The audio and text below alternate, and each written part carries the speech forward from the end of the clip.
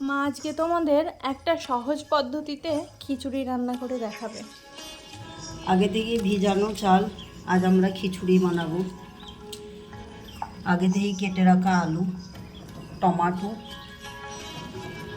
কাঁচা লঙ্কা কুচি, পেঁয়াজ কুচি, থেতো করা আদা, থেতো করা রসুন, মসুরির ডাল, মুগ ডাল, ছোলার ডাল, মশলা পাতা, শুকনো 4টে লঙ্কা, দারুচিনি 3টে, দেব 6টা ডিম। আজকে ডিম কষা হবে।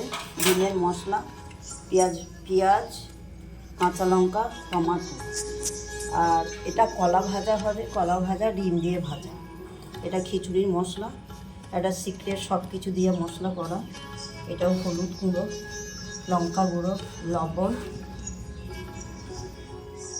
তোমরা দেখতেই পেলে মা কি কি উপকরণ লাগবে সেটা তোমাদের বলে দিল। তারপরে একটা বড় পাতিল নিয়েছে হাঁড়ি, তার ভিতরে গোটা গরম মশলা আর তেজপাতা দিয়ে দিল। তারপরে কিছুটা কোচানো পেঁয়াজ, তারপরে ওটা যখন ব্রাউনি হবে তার মধ্যে মা ভালো করে ভেজে নিয়ে আগে করে থেঁতো করে রাখা আদা আর রসুন ওর মধ্যে দিয়ে দেবে। তারপরে থেঁতো করে রাখা কাঁচা লঙ্কা ঝালের জন্য দিয়ে দেবে, আর আদা রসুন পেস্টও একটু দিতে হবে।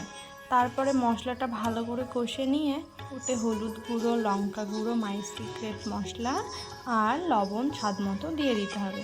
ওটা ভালো করে কষে নিয়ে তারপরে কেটে রাখা টমেটো আর কেটে রাখা আলু ওর মধ্যে দিয়ে ভালো করে কষতে হবে, যতক্ষণ না আদা রসুনের গন্ধটা ঠিকঠাক চলে যায়। তারপরে আগে থেকে ভিজিয়ে রাখা চাল, ছোলার ডাল দিয়ে ভালো করে কষে নিয়ে ওতে পরিমাণ মতো জল দিয়ে বসিয়ে দিতে হবে।